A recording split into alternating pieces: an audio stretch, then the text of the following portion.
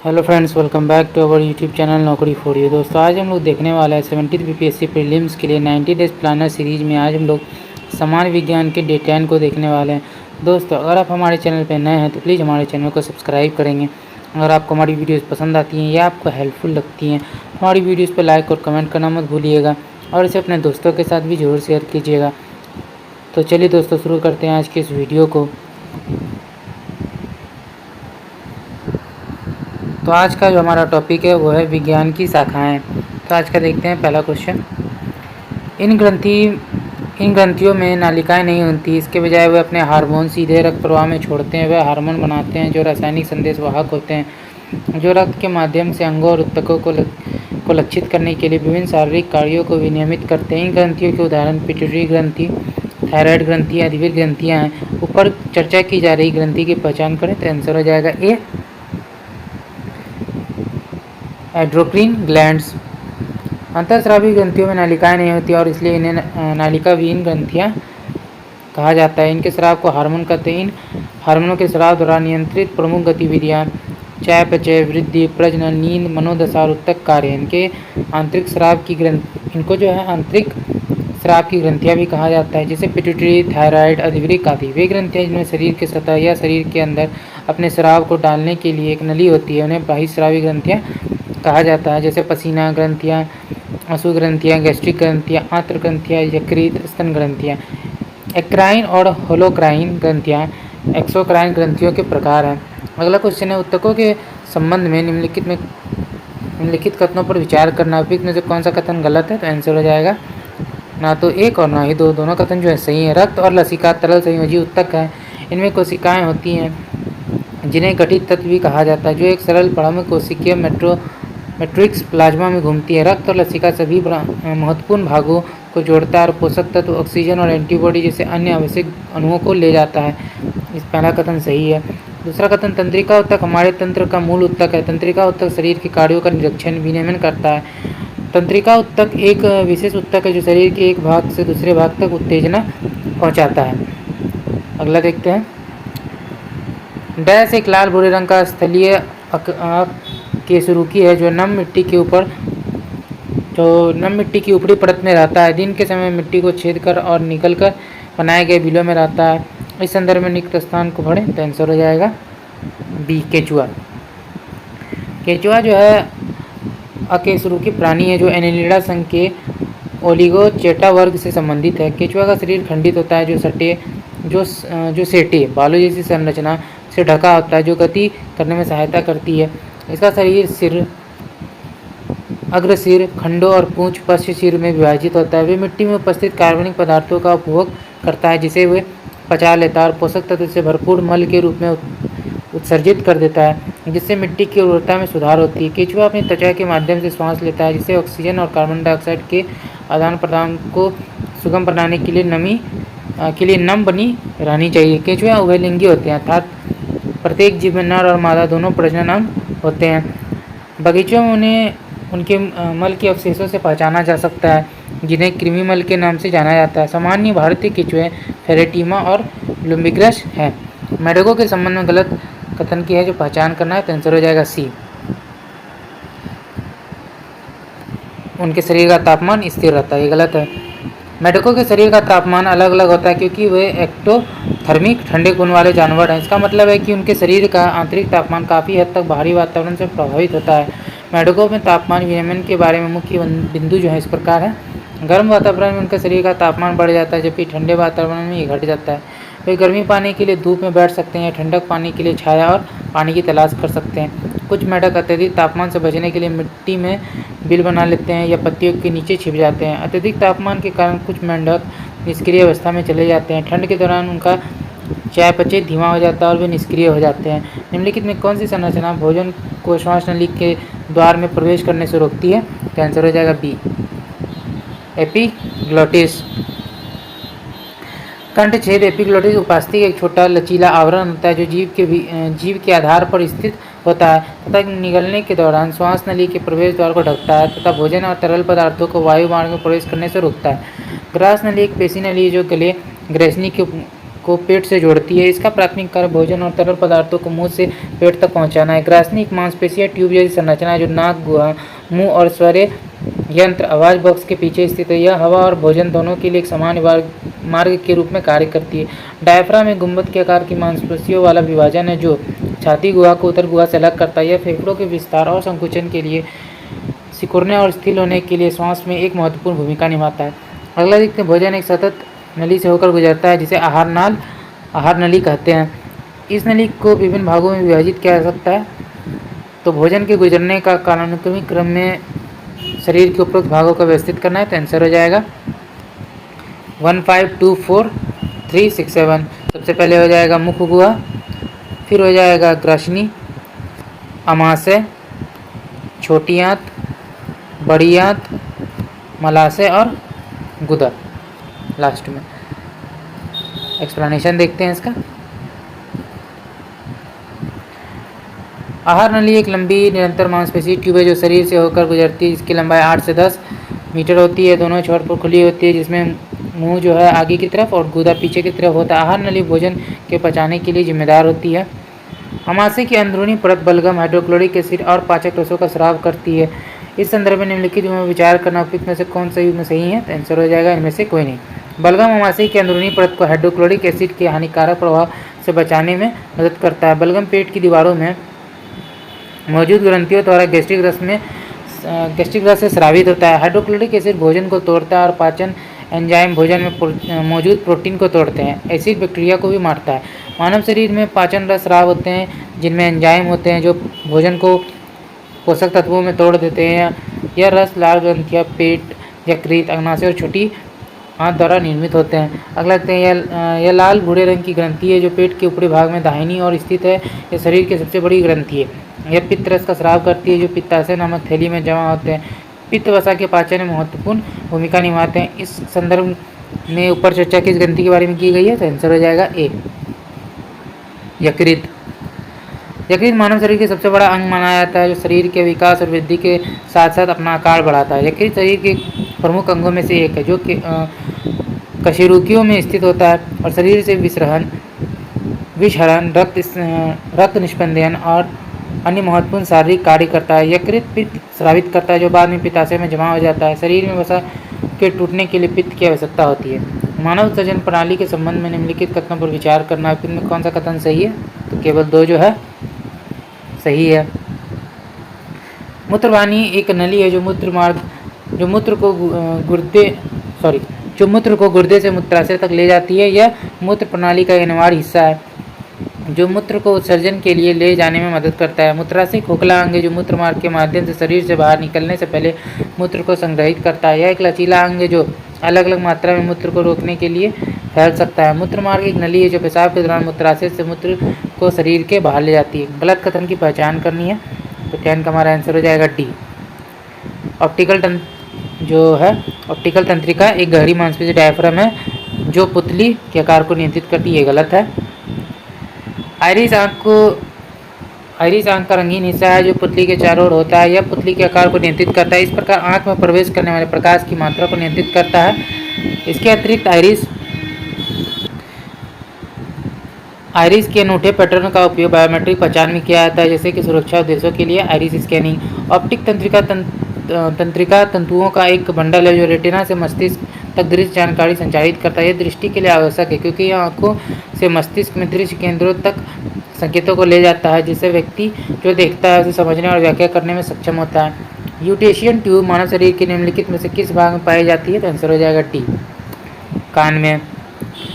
मध्य कान के निचले हिस्से में एक संकरी नली होती है जिसे यूटेशियन ट्यूब कहते हैं जो गले तक जाती है। यूटेशियन ट्यूब मध्य कान को गले से जोड़ती है और यह सुनिश्चित करती है कि मध्य कान के अंदर हवा का दबाव बाहर के दबाव के बराबर ही रहे। इसका प्राथमिक कार्य मध्य कान और वायुमंडल के बीच दबाव को बराबर करना है जो उचित सुनवाई और संतुलन बनाए रखने में मदद करती है। यह मध्य कान से तरल पदार्थ को भी बाहर निकालने जिससे तरल पदार्थ का निर्माण और संभावित संक्रमण को रोका जा सकता है। निम्नलिखित कथनों पर विचार करना, में से कौन सा कथन गलत है? तो आंसर हो जाएगा डी, 4 नंबर कथन जो है गलत है। पक्षियों में धुरी का आकार शरीर का एक सुव्यवस्थित शरीर के आकार को संदर्भित करता है जो कुशल उड़ान के लिए अनुकूलित है। यह हवा के प्रतिरोध को कम करने में मदद करता है और पक्षियों को न्यूनतम प्रतिरोध के साथ हवा में आगे बढ़ने की अनुमति देता है। पक्षियों के अग्रपात पंखों में विकसित हुए हैं जो उड़ान के लिए विशेषीकृत हैं। यह पंख पक्षियों की पहचान करने वाली विशेषताओं में से एक है और उन्हें हवा में उड़ने, सरकने और फड़फड़ाने में सक्षम बनाते हैं। पक्षियों में पिछले पैर जमीन पर चलने में महत्वपूर्ण भूमिका निभाते हैं। उनके पिछले पैरों की संरचना पक्षी की जीवनशैली के आधार पर अलग अलग होती है, जिसमें पानी में चलने वाले पक्षियों के लिए लंबे पैरों से लेकर शिकारी पक्षियों या शुतुरमुर्ग जैसे दौड़ने वाली पक्षियों के लिए शक्तिशाली पैर शामिल हैं। पक्षियों की गर्दन लंबी और लचीली होती है। लंबी लचीली गर्दन शॉक एब्जॉर्बर के रूप में कार्य करती है, जो पक्षी के जमीन पर उतरने पर मस्तिष्क के नाजुक ऊतकों को बहुत ज़्यादा झटके से बचाती है। चूँकि पक्षी का शरीर कठोर होता है, इसलिए लंबी और लचीली गर्दन पक्षी को जमीन पर रखे भोजन तक आसानी से पहुंचने में मदद करती है। अगला देखते हैं। अगला है अमोनिया, यूरिया और यूरिक एसिड पशुओं द्वारा उत्सर्जित नाइट्रोजन अपशिष्टों का प्रमुख रूप है। निम्नलिखित में कौन सा पदार्थ मानव शरीर में उत्सर्जित होने वाला सबसे जहरीला पदार्थ है? तो आंसर हो जाएगा बी, अमोनिया। उत्सर्जन शरीर के अंदर बनने वाले अपशिष्टों को बाहर निकालने की प्रक्रिया। हमारे शरीर से ऐसे अपशिष्टों को बाहर निकालने के लिए कई अंग मदद करते हैं। वे हैं गुर्दे, फेफड़े, त्वचा, आँख आदि। पशुओं में मुख्य उत्सर्जित उत्पाद carbon dioxide, ammonia, urea, uric acid, guanine और क्रिएटिन है। इनमें से सबसे जहरीला अमोनिया। अधिकांश उभयचर और जलीय जंतुओं द्वारा अमोनिया का उत्सर्जन विसरण की प्रक्रिया द्वारा किया जाता है। इसे शरीर से तुरंत निकाला जाता है। इसमें गुर्दे की भूमिका नहीं होती है। अमोनिया का उत्सर्जन पानी की मदद से होता है। मोलास्क और इकाइनोडर्मा शरीर के अपशिष्ट को अमीनो एसिड के रूप में उत्सर्जित करते हैं। रक्त समूह के संबंध में निम्नलिखित कथनों पर विचार करना। पिक में से कौन सा कथन सही है? आंसर हो जाएगा सी, 1 और 3 सही है। वर्ष 1900 में वियना विश्वविद्यालय के कार्ल लिंडस्टेन ने पता लगाया कि कुछ रक्त अधान सफल होते हैं जबकि अन्य घातक हो सकते हैं, इसलिए कथन 1 सही है। अपने शुरुआती प्रयोगों में उन्होंने 3 प्रकार की पहचान की, जिन्हें ए, बी और सी कहा गया। सी को बाद में ओ नाम दिया गया। चौथे रक्त समूह ए बी 1 साल बाद खोजा गया। 1930 में लिंडस्टेन को उनके नाम के लिए फिजियोलॉजी और मेडिसिन में नोबेल पुरस्कार मिला। ओ नेगेटिव रक्त समूह वाले व्यक्ति सार्वभौमिक दाता होता है, इसलिए कथन 2 गलत है। ए बी पॉजिटिव रक्त समूह वाला व्यक्ति सार्वभौमिक प्राप्तकर्ता होता है, इसलिए कथन 3 सही है।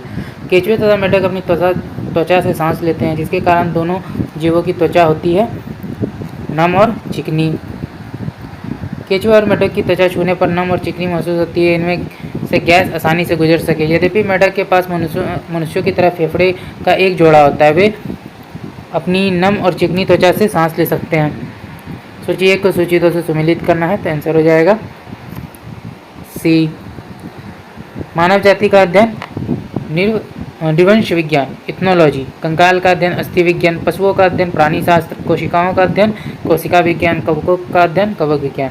उम्र बढ़ाने की प्रक्रिया वृद्धावस्था के अध्ययन को क्या कहा जाता है? तो आंसर हो जाएगा बी, जेरोंटोलॉजी। जरा विज्ञान, जेरोंटोलॉजी वृद्धावस्था के भौतिक पहलुओं के साथ साथ वृद्धावस्था के मानसिक, सामाजिक और सामाजिक प्रभाव का अध्ययन है। दीर्घायु में सुधार के साथ ही जेरोंटोलॉजी का विज्ञान भी विकसित हुआ है। इस क्षेत्र के शोधकर्ताओं को फिजियोलॉजी, सामाजिक विज्ञान, मनोविज्ञान, सार्वजनिक स्वास्थ्य और नीति जैसे क्षेत्रों में प्रशिक्षित किया जाता है। सजावटी और फूलदार पौधों की खेती को क्या कहा जाता है? तो आंसर हो जाएगा डी, फ्लोरिकल्चर। फ्लोरिकल्चर सजावटी और सौंदर्य प्रयोजनों के लिए पौधों की खेती करने की प्रथा है। पौधों के प्रजनन और चयन ने मानव उपयोग के लिए नए जीनोटाइप तैयार किए हैं। चमेली, गेंदा, गुलदाउदी, गुलाब, ऑर्किड, एंथुरियम आदि व्यावसायिक मांग वाले फूल हैं। आनुवंशिकता जीन के माध्यम से माता पिता से संतानों में गुणों और विशेषताओं को प्रेषित करने की प्रक्रिया। आनुवंशिकता के अध्ययन को किस नाम से जाना जाता है? आंसर हो जाएगा ए, जेनेटिक्स। अनुवांशिकीविद एक जीव विज्ञानी होते हैं जो अनुवांशिकी, जीन, आनुवंशिकता और जीवों की विविधता के विज्ञान को अध्ययन करते हैं।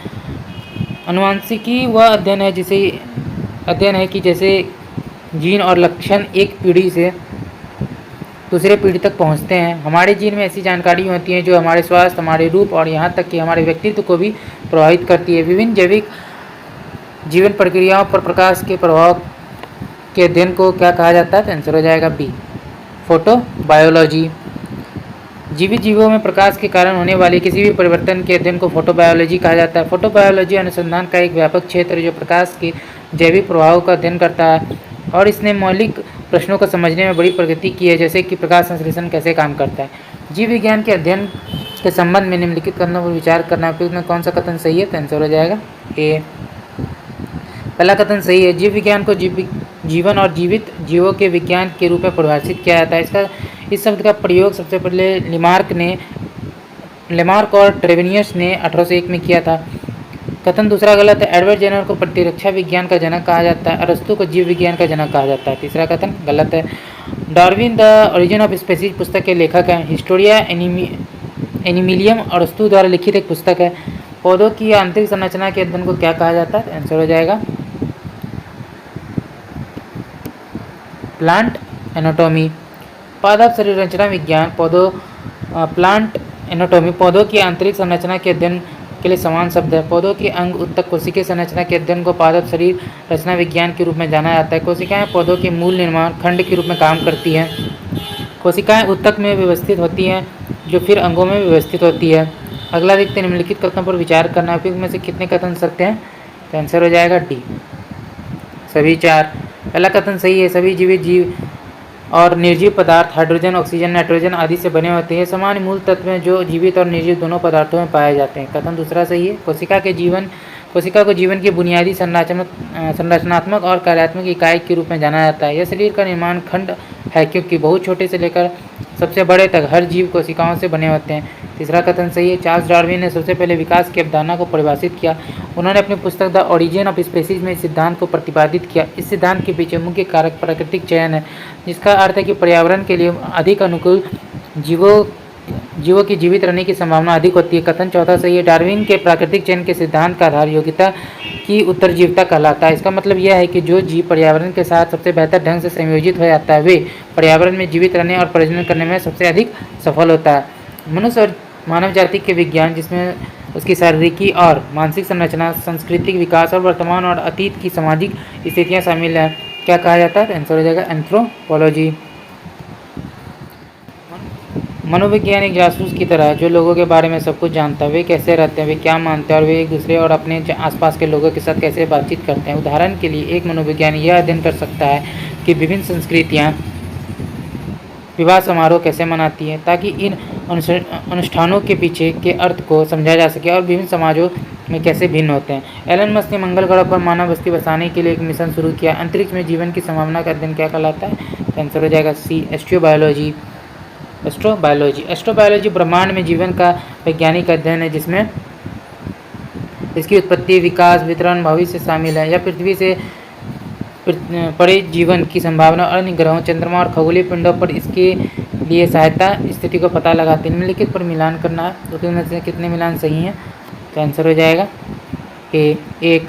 राइनोलॉजी नाक और कान अंगों का अध्ययन, क्रेनियोलॉजी खोपड़ी का अध्ययन, एंड्रोकाइनोलॉजी हार्मोन का अध्ययन, हेप्टोलॉजी यकृत का अध्ययन, ओडेंटोलॉजी दांतों का अध्ययन।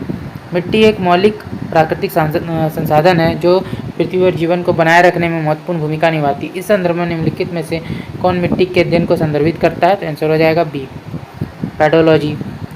मिट्टी के अध्ययन को पेडोलॉजी कहा जाता है। मिट्टी पृथ्वी के पारिस्थितिक तंत्र का एक महत्वपूर्ण घटक है और इसका महत्व इस प्रकार है। मिट्टी पौधे की वृद्धि के लिए आवश्यक पोषक तत्व और सहायता प्रदान करती है, जिससे यह खाद्य उत्पादन के लिए महत्वपूर्ण हो जाते हैं। मिट्टी पानी के लिए एक प्राकृतिक फिल्टर के रूप में कार्य करती है जो जमीन से गुजरते समय पानी को शुद्ध करती है। मिट्टी कार्बन चक्र में महत्वपूर्ण भूमिका निभाती है तथा एक प्रमुख कार्बन सिंक के रूप में कार्य करती है। मिट्टी विविध प्रकार के जीवों का घर है जिसमें बैक्टीरिया, कवक, कीड़े और अन्य छोटे जानवर शामिल हैं। तो दोस्तों आज का वीडियो यहीं तक था। आशा करते हैं वीडियो आपको पसंद आया होगा। अगर आपने वीडियो को यहाँ तक देखा है और अभी तक हमारे चैनल को सब्सक्राइब नहीं किया तो प्लीज़ हमारे चैनल को सब्सक्राइब करेंगे।